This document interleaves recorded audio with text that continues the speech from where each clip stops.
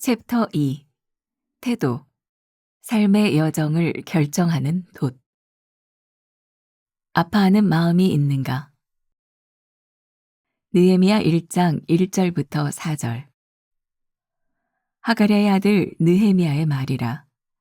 아닥사스다 왕 제20년 기슬르월에 내가 수상궁에 있는데 내 형제들 가운데 하나인 하나니가 두어 사람과 함께 유다에서 내게 이르렀기로 내가 그 사로잡힘을 면하고 남아있는 유다와 예루살렘 사람들의 형편을 물은즉 그들이 내게 이르되 사로잡힘을 면하고 남아있는 자들이 그 지방 거기에서 큰 환난을 당하고 능욕을 받으며 예루살렘 성은 허물어지고 성문들은 불탔다 하는지라. 내가 이 말을 듣고 앉아서 울고 수일 동안 슬퍼하며 하늘의 하나님 앞에 금식하며 기도하여 아파하는 마음은 거룩한 야망의 시작입니다. 느헤미야는 아닥사스다 왕의 최측근으로 안정된 삶을 살고 있었습니다. 그러나 하나님 일을 통해 예루살렘 성벽이 무너지고 백성이 큰 환난을 당하고 있다는 소식을 듣게 됩니다. 그는 개인적으로는 아무런 피해를 입지 않았음에도 이 소식을 듣고 앉아서 울고 수일 동안 슬퍼하며 금식 기도를 드렸습니다. 이것은 하나님이 자기 백성을 향해 품으시는 마음입니다. 아파하는 마음은 우리로 하여금 행동하게 합니다. 기도하는 사람은 눈을 감은 채 세상과 단절된 사람이 아니라 오히려 하나님의 눈으로 세상을 바라보며 냉혹한 현실에 아파하며 반응하는 사람입니다.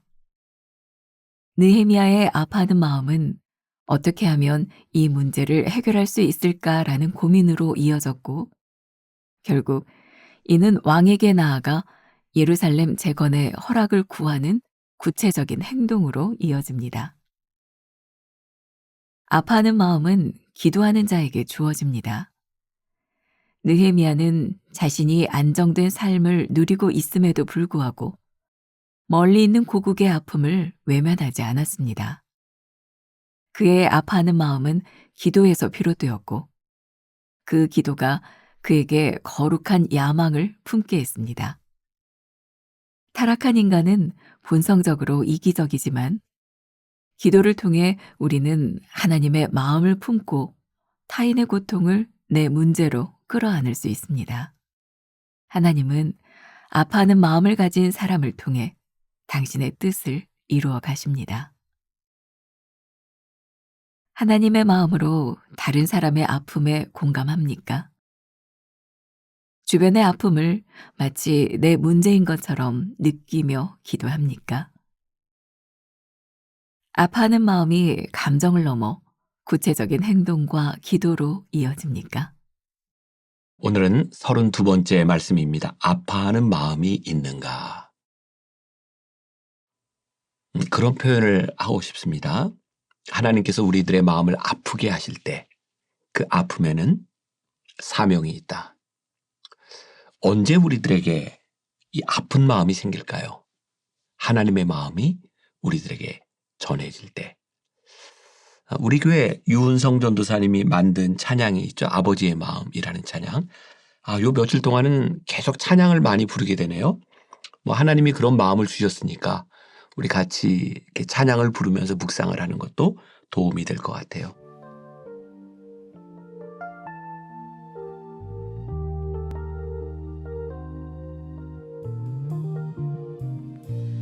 아버지 당신의 마음이 있는 곳에 나의 마음이 있기를 원해요.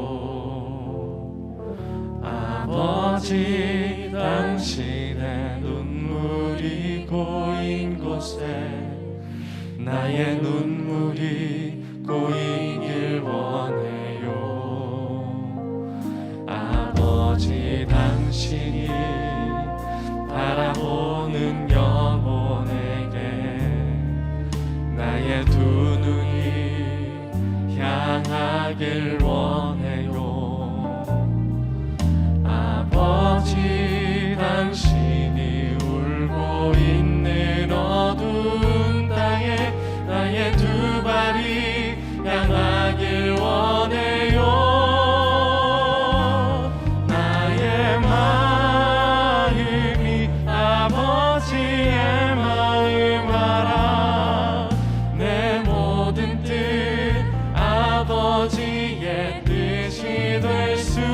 있기를 나의 온몸이 아버지의 마음 알아 내 모든 삶 당신의 삶 되기를 아버지 당신의 마음이 있는 곳에 나의 마음이 있기를 원해요 아버지 당신의 눈물이 고인 곳에 나의 눈물이 고이길 원해요 아버지 당신이 바라보는 영혼에게 나의 두 눈이 주님이 바라보시는 그 영혼에게 우리의 두 눈이 우리의 관심이 가기를 원합니다 아버지 당신이 울고 있는 어두운 땅에 나의 두 발이 향하길 원해요 나의 마음이 아버지의 마음 알아 내 모든 뜻 아버지의 뜻이 될 수 있기를 나의 온몸이 아버지의 마음 알아 내 모든 삶 당신의 삶 되기 나의 마음이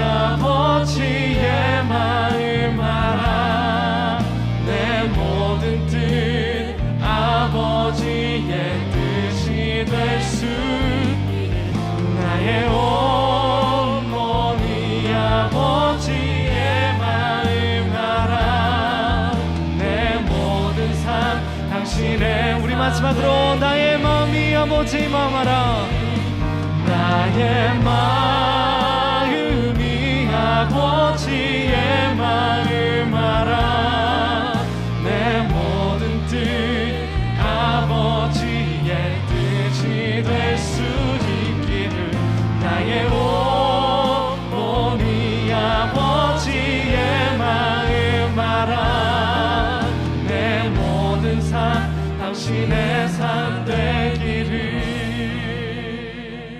아버지의 마음이 있는 곳에 우리의 마음이 있고 아버지의 눈물이 있는 곳에 우리의 눈물이 있고 아버지의 발걸음이 있는 곳에 우리의 발걸음이 있을 때 사명이 시작돼요. 그런데 많은 부분은 이 세상을 바라보는 하나님의 마음은 아픔 가운데 있는 것 같아요. 하나님을 모르는 자, 하나님의 도우심이 필요한 자들에게 아버지의 마음이 있는 것 같아요.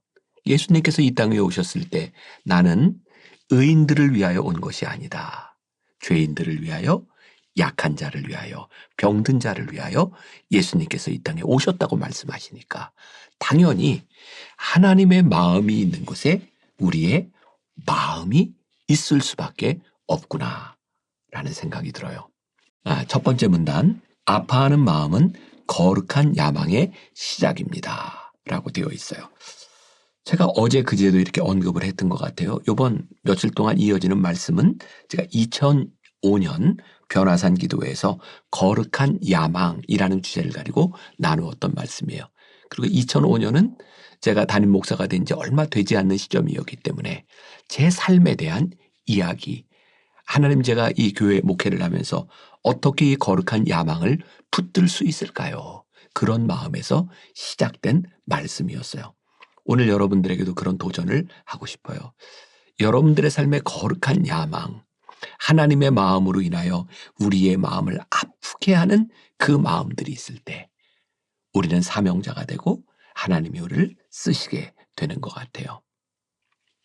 오늘 본문의 주인공인 느헤미야는 그가 그렇게 어쩌면 무시하고 지나가도 되는, 그는 이미 먼 바벨론 땅에서 그는 얼마든지 살 수 있는, 이제 페르시아가 이제 세계를 지배하는 그 상황 가운데서 굳이 고향에 들어가지 않아도 그가 살 수 있는 그 상황 가운데서 그는 예루살렘의 소식을 들어요.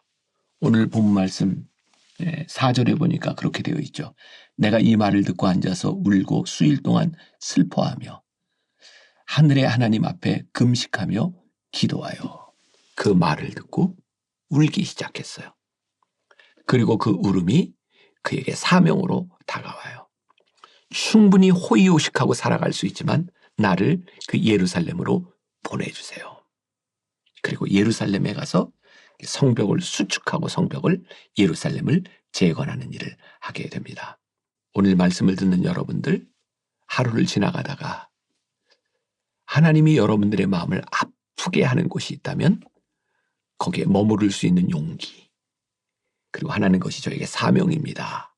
받아들일 수 있는 마음이 있으면 좋겠다. 제가 여러분들에게 그런 고백을 좀 할 수 있을 것 같아요.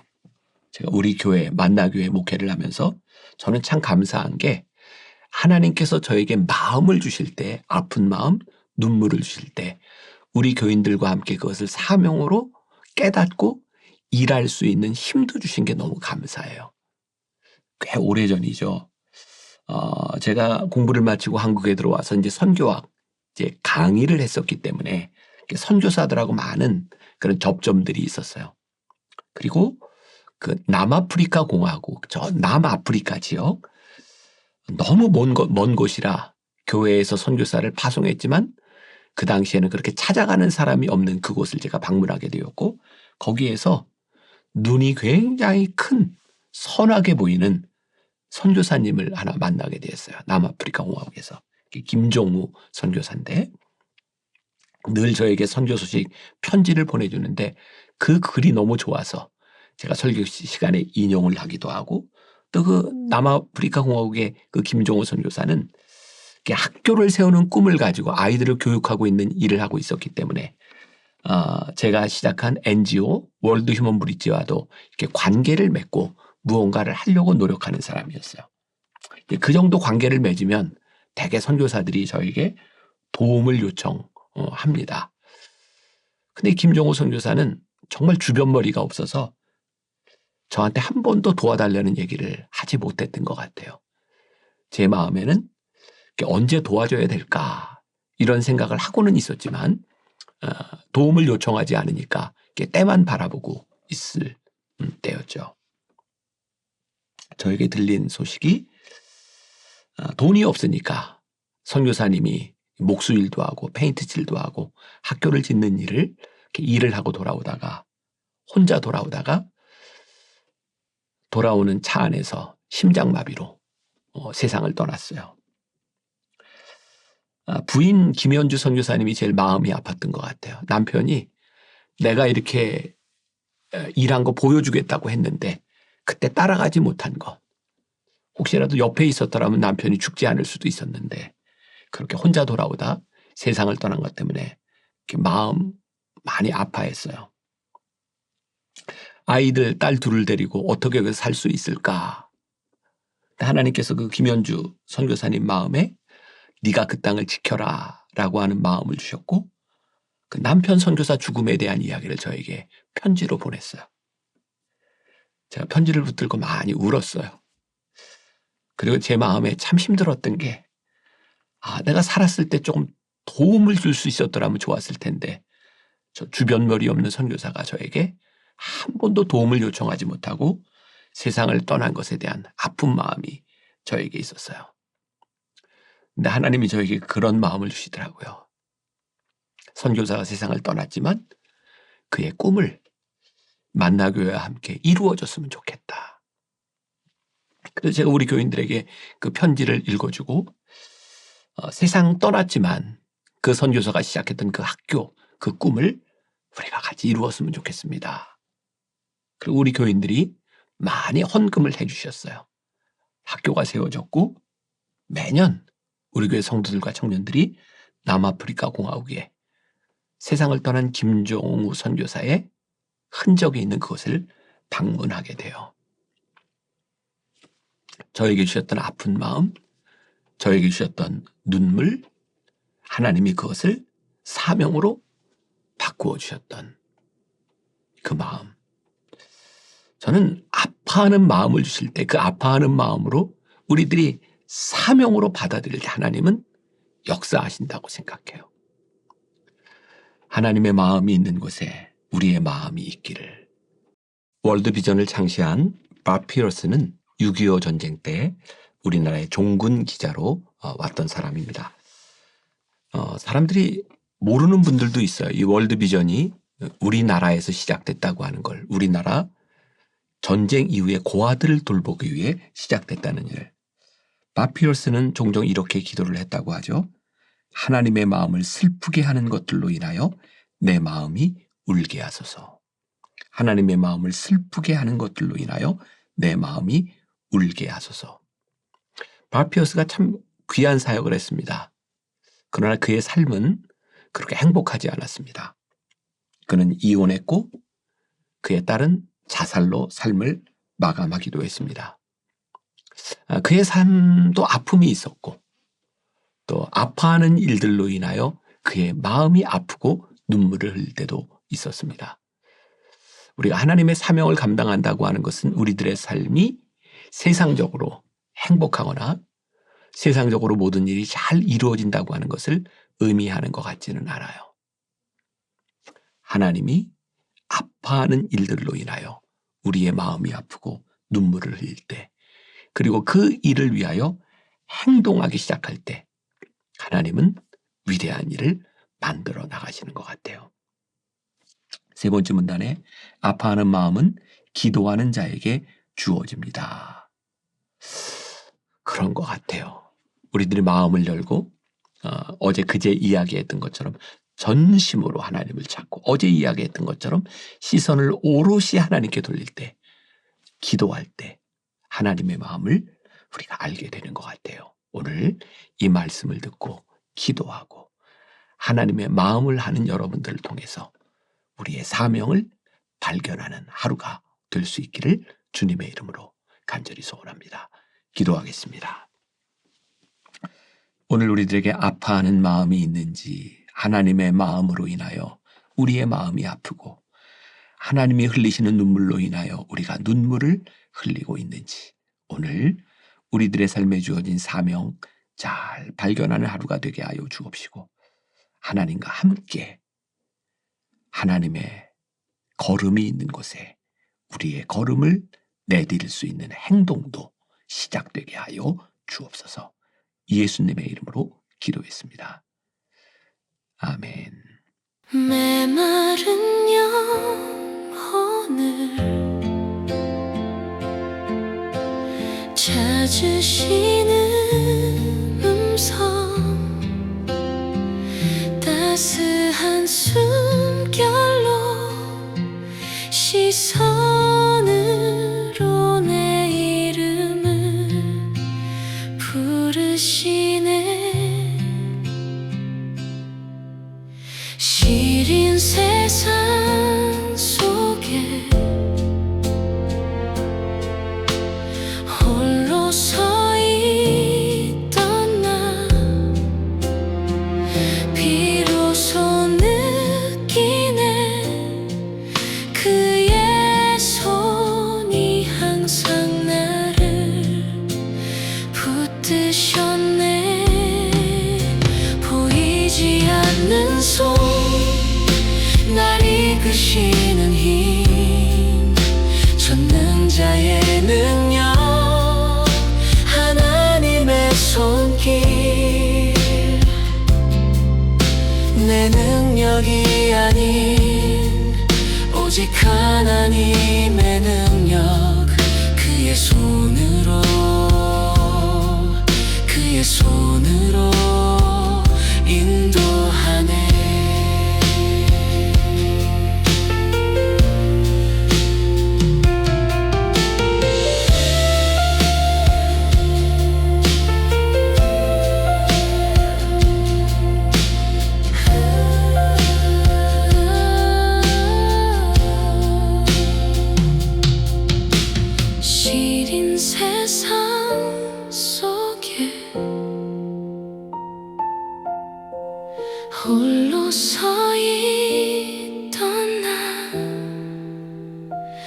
비로소 느끼네 그의 손이 항상 나를 붙드셨네.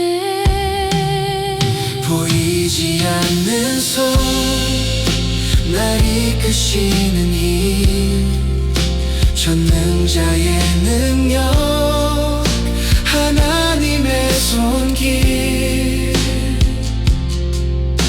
내 능력이 아닌 오직 하나님의 능력 그의 손으로 보이지 않는 손 날 이끄시는 힘 전능자의 능력 하나님의 손길 내 능력이 아닌 오직 하나님의 능력 그의 손으로